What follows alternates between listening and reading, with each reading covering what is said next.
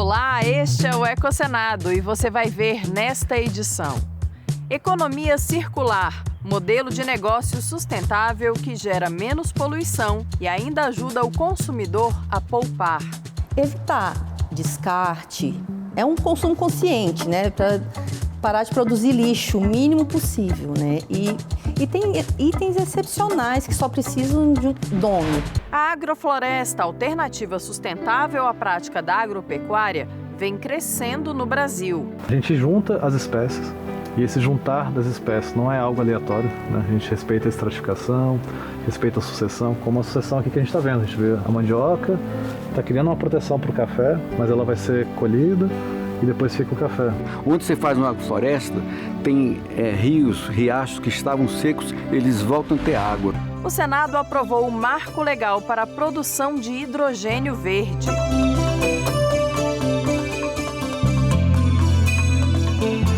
E as caças ilegais da carne e do marfim ameaçam a sobrevivência dos hipopótamos.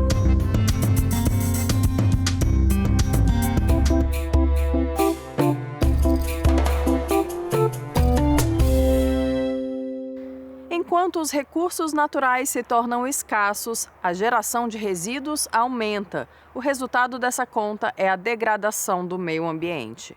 Uma solução é o modelo de economia circular, que pelo reuso, pela requalificação e reciclagem dos produtos, faz aumentar a sua vida útil, reduzindo a necessidade de produção de novos objetos. E a economia circular pode ser adotada por todos nós, em nosso dia a dia, com a compra de produtos de segunda mão.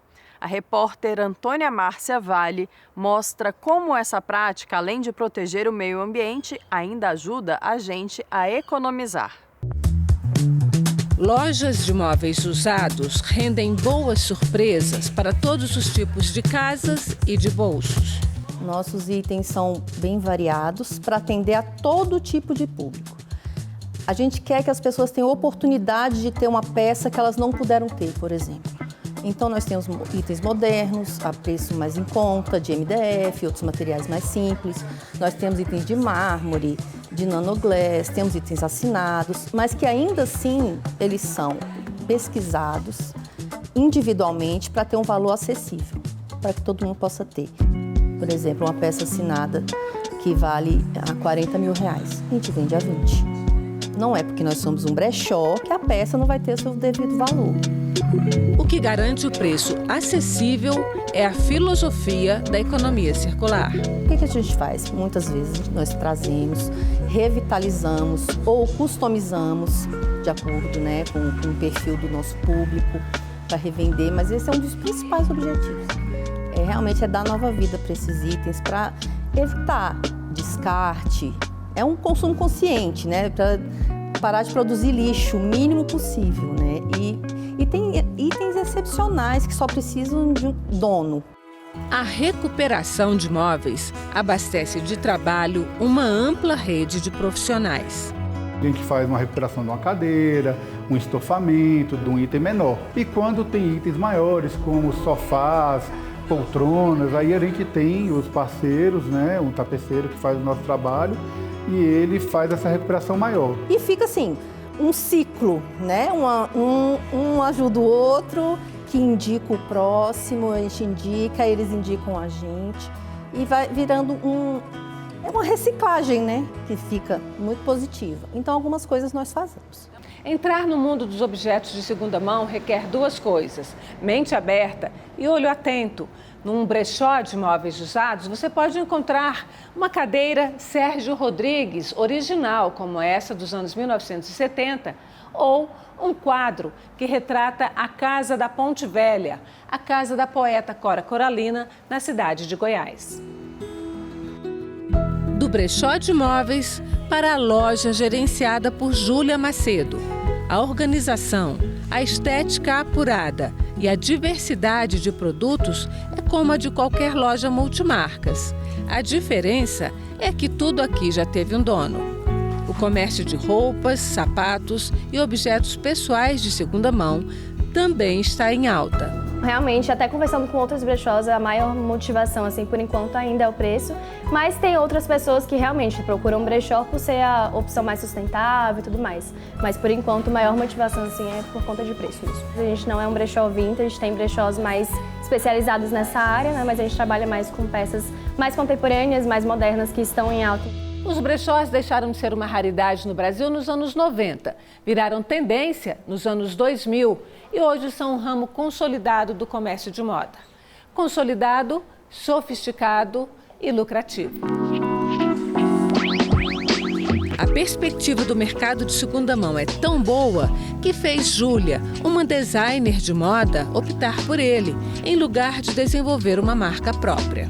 Sempre questionei também se faria sentido eu ter uma marca própria, visto que existe muitas marcas já e muitas peças surgindo a tempo todo. E aí eu vi realmente como uma opção de trabalho, como uma área mesmo que eu queria seguir, por uma coisa que eu acredito muito. A avaliação de Júlia encontra lastro nos dados levantados pelo Sebrae. Pesquisa da instituição mostra que entre 2020 e 2021, o mercado de segunda mão cresceu cerca de 48% no país. E a economia circular agora faz parte da estratégia oficial do Ministério da Fazenda para aumentar a geração de empregos. A economia circular vem, eu quero enfatizar isso, como um meio muito potente e efetivo para a criação de oportunidades de emprego, abertura de mercados e também para a redução dessas desigualdades entre grupos sociais, entre as mulheres e os homens, entre as pessoas negras, brancas, índios, pardos, entre territórios, entre as regiões do Brasil e entre o meio rural e o meio urbano. Cristina ressalta que o crescimento da economia circular indica também um aumento da conscientização da sociedade brasileira sobre a necessidade de cuidados com o meio ambiente.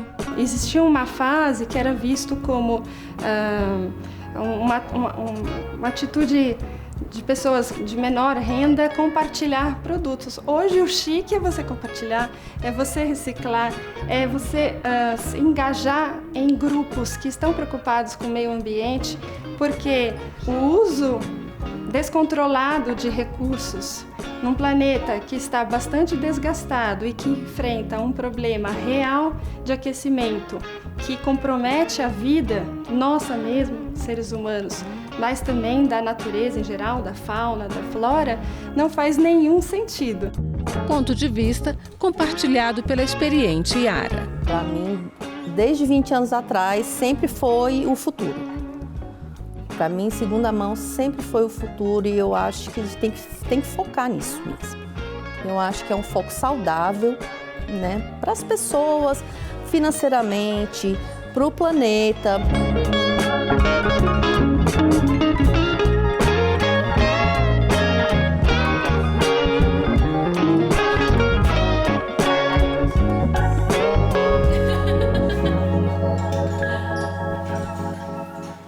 Que a agropecuária é essencial para a produção de alimentos e para a economia brasileira, não há dúvidas. Mas a que custo ambiental ela vem sendo praticada? Na reportagem a seguir, vamos mostrar técnicas ecológicas que podem ser incorporadas à atividade, a agrofloresta. Maio de 2024, o mundo assistiu à maior catástrofe climática já registrada no estado do Rio Grande do Sul. Mais de 90% dos municípios gaúchos foram atingidos. As consequências são enormes. Dezenas de mortos, milhares de desabrigados, traumas psicológicos, doenças por contaminação da água e altas despesas para a reconstrução das cidades.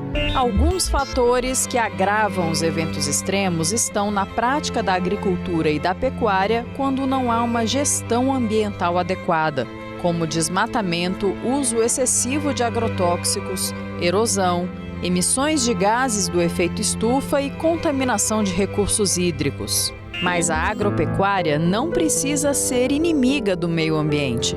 Para isso, existem técnicas sustentáveis que reduzem o impacto na natureza e ainda são capazes de aumentar a produtividade no campo.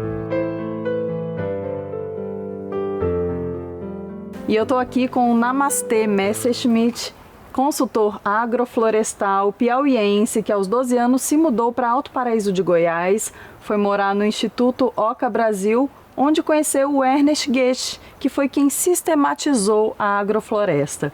E desde criança você aprendeu essa técnica com ele, né? Como é que foi essa experiência, Namastê? Mesmo muito jovem, criança, né, com 12 anos, foi apaixonante conhecer essa agricultura, né? Uma agricultura que gera muito produto, pode gerar muito produto, né? Quando a gente fala em produto, a gente fala em comida, frutas, hortaliças, grãos, mas também madeira, também recursos, né? Hoje tem, por exemplo, agroflorestas produzindo roupa, né? Então o pessoal planta linhas de árvores, e árvores que podem ser usadas na indústria têxtil, como a bananeira que extrai fibra, o genipapo que extrai pigmento, e algodão nas entrelinhas, né? Então uma agricultura que gera recursos, mas como resultado dessa geração de recursos, gera solo, gera fertilidade, gera biodiversidade. A gente junta as espécies, e esse juntar das espécies não é algo aleatório, né? A gente respeita a estratificação, respeita a sucessão, como a sucessão aqui que a gente está vendo. A gente vê a mandioca, está criando uma proteção para o café, mas ela vai ser colhida e depois fica o café, né?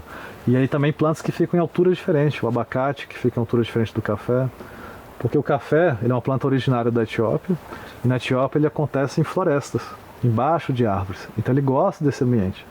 Então isso faz dar um conforto maior para as plantas, elas se sentem melhor, ficam mais saudáveis, não precisa estar controlando praga, doenças, porque elas estão com saúde no sistema. Isso também vai fazer dar uma produtividade maior. Existem estudos, né? Por exemplo, tem um pesquisador chamado Jimmy Amaral, que faz análises econômicas em sistemas agroflorestais, e ele observa uma agrofloresta produzindo 75 toneladas de alimento por hectare em um ano. Quando a gente compara isso com soja, por exemplo, a soja, a média nacional é 8 toneladas. Então a agrofloresta pode produzir muito mais, né? E não é um milagre, porque na agrofloresta a gente tem uma produtividade por metro cúbico, e não só por metro quadrado. No mesmo hectare que a gente tem cajá, tem abacate, tem laranja, tem café, então com isso a gente consegue ter uma produtividade maior. Então a gente está falando aqui de processos ambientais que vão acontecer, mas isso atrelado à geração de renda, à produção de alimento, né, à fixação das pessoas no campo. E também hoje eu consigo trabalhar com agricultores, né? Então a gente trabalha muito em assentamentos, em pequenos agricultores e grandes agricultores também que vêm fazendo isso, replicando essa tecnologia, né? Um dos cursos oferecidos por ele este ano aconteceu na Ipanema Agroecologia, em Brasília, local que acaba de se tornar um polo de conhecimento de técnicas agroflorestais. O proprietário da fazenda conta que esses sistemas que combinam a produção de comida com a regeneração de florestas também recuperam nascentes. A agrofloresta, ela é a criação de água, entendeu? O solo grumoso, o solo protegido, ele de fato, ele gera água. Onde você faz uma agrofloresta, tem rios, riachos que estavam secos, eles voltam a ter água. A Secretaria de Meio Ambiente do Distrito Federal dá suporte a agricultores que querem desenvolver a agrofloresta nas suas propriedades. Um dos projetos acaba de ser concluído com a implantação de 20 hectares desses sistemas. 3 máquinas que tinham sido desenvolvidas pelo Ernest no interior de Goiás e na Fazenda Toca. E essas 3 máquinas, elas facilitam o trabalho do agricultor, porque, por exemplo, um canteiro que você levaria 2 dias em sistema de mutirão, você leva 2 horas, né? Uma outra máquina é uma enleiradeira e ceifadeira, ou seja, você limpar a entrelinha e já deixar o capim no lugar. E a terceira máquina é um podador de altura. Também visitamos a Fazenda Brejão, que tem a pecuária integrada à agricultura. A pecuária, ela entra no sistema da integração com a lavoura como substituto de pasto, né? O gado não precisa ir no pasto mais, ou se vai no pasto, vai na época certa, da maneira certa, né? O gado acaba gerando o resíduo, que é o esterco, com forma de composto organo-mineral, a gente retorna ele para a lavoura, fazendo o ciclo, né? A alimentação vai para o gado retorna o adubo para a lavoura, para o cultivo, e assim fica um sistema mais sustentável.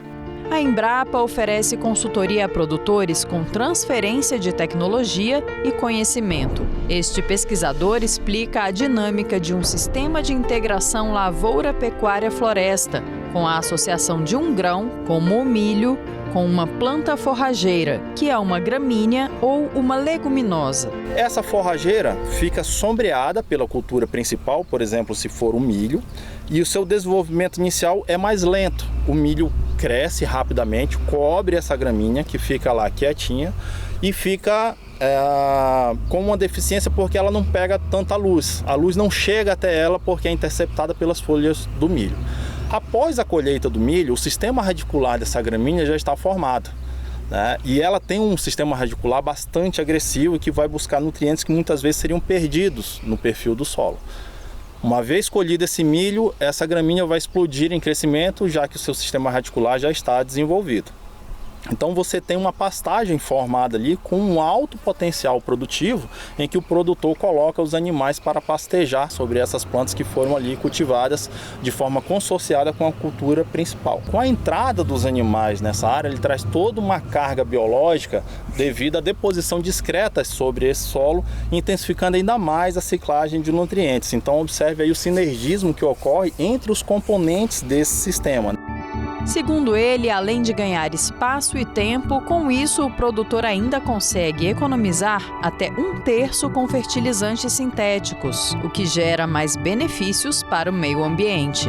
Não só na economia do fertilizante, mas também no ganho ambiental, desde a fabricação do fertilizante, ou seja, o carbono evitado na fabricação desse fertilizante que não foi consumido, mas também a não emissão por esse fertilizante que não foi aplicado sobre o solo. Outro impacto analisado pelos pesquisadores da Embrapa é o do componente florestal nas propriedades para que haja equilíbrio na competição por luz, água e nutrientes entre as plantas. Qual que é o número de árvores ideal para você ter dentro da propriedade, né, número de árvores por hectare, para que você consiga maximizar a produtividade de grãos e também de pasto, que se reflete em ganho de peso quando se tem atividade de pecuária de corte ou produtividade de leite quando você tem a pecuária leiteira. Até para não ter necessidade de desmatar, de derrubar, né? Exatamente, e essa é uma função do componente florestal também nesse sistema de produção.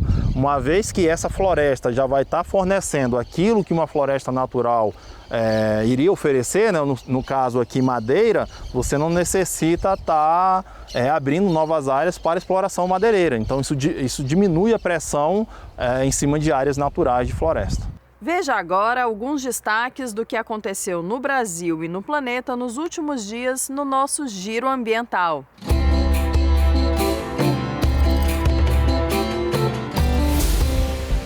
O Senado aprovou o projeto de lei que criou a Política Nacional de Manejo Integrado do Fogo. A iniciativa traz medidas para disciplinar o uso do fogo no meio rural e prevê a substituição gradual da técnica para prevenção e combate de incêndios florestais.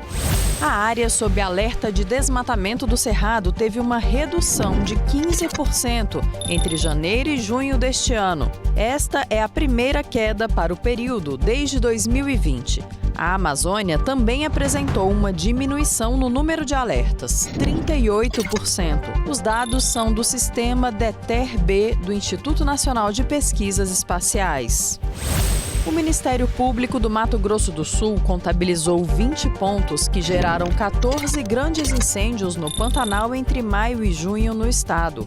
Entre os locais foram identificados 13 imóveis rurais, uma terra indígena e áreas não cadastradas no CAR, o Cadastro Ambiental Rural. O texto do Marco Legal do Hidrogênio Verde, aprovado pelo Senado, determina incentivos fiscais e financeiros para o setor. A legislação deve garantir segurança jurídica e atrair investimentos para o Brasil, além de impulsionar a transição energética nacional para uma economia de baixo carbono. O projeto cria a Política Nacional do Hidrogênio de Baixa Emissão de Carbono, formada por 5 programas. Um deles é o REHIDRO, Regime Especial de Incentivos para a Produção do Combustível. O texto prevê suspender por 5 anos a incidência do PIS/PASEP e da COFINS sobre a compra de matérias-primas, produtos intermediários, embalagens, estoques e materiais de construção feita por produtores habilitados. A produção fica restrita a empresas brasileiras sediadas no país. Para ser considerado verde, o hidrogênio deve ser produzido por meio de uma fonte de energia renovável, como a solar e a eólica, em vez de utilizar uma fonte fóssil, que emite gás carbônico. Esse projeto aponta o futuro, presidente. Nós temos um potencial muito grande na área de hidrogênio verde, seja para a utilização interna, seja para exportação e, portanto, já há vários empresários, uma carteira de projetos que estão, alguns deles já até praticamente prontos, aguardando a regulamentação para poder realmente começar a ser feitos. Há diversos itinerários para a produção do hidrogênio de baixo carbono, diversos e muito já conhecidos hoje. Você pode fazer do gás natural que estão queimando no Rio de Janeiro, você pode fazer o hidrogênio de baixo teor de carbono. Etanol, que já é um combustível presente no Sudeste brasileiro, em Pernambuco, na Bahia, no Mato Grosso do Sul, no Mato Grosso, creio que em Rondônia, no Paraná, o etanol pode ser um dos itinerários para a produção de hidrogênio de baixo teor de carbono. Também será concedido crédito fiscal da CSLL sobre a compra e venda de hidrogênio de baixa emissão e seus derivados produzidos no país. O crédito será concedido em até 60 dias da emissão da nota fiscal e poderá ser usado para pagar qualquer tributo federal.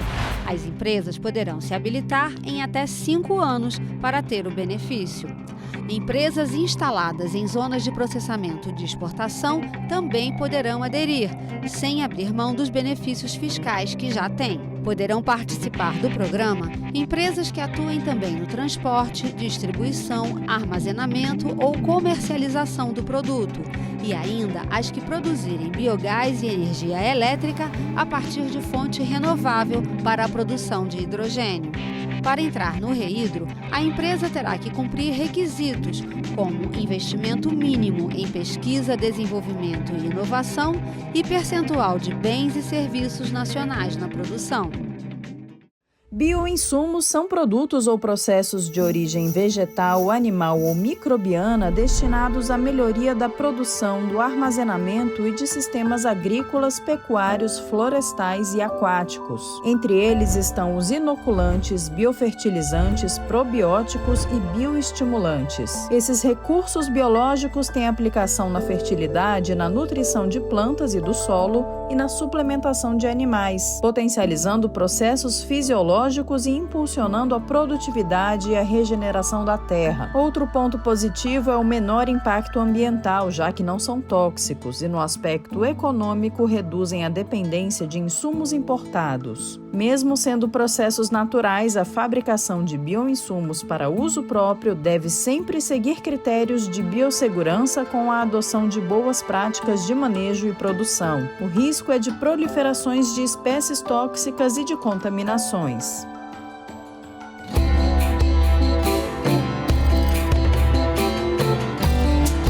Corpos pesados que podem chegar a 4,5 toneladas, uma pele que varia entre cinza e roxo e uma boca grande que chama a atenção de longe. Essas são algumas características dos hipopótamos comuns, mamíferos semiaquáticos que costumam viver em lagos rasos, rios e pântanos. O animal também é sociável e gosta de viver em grupo, porém a quantidade de indivíduos presentes na biodiversidade está em risco.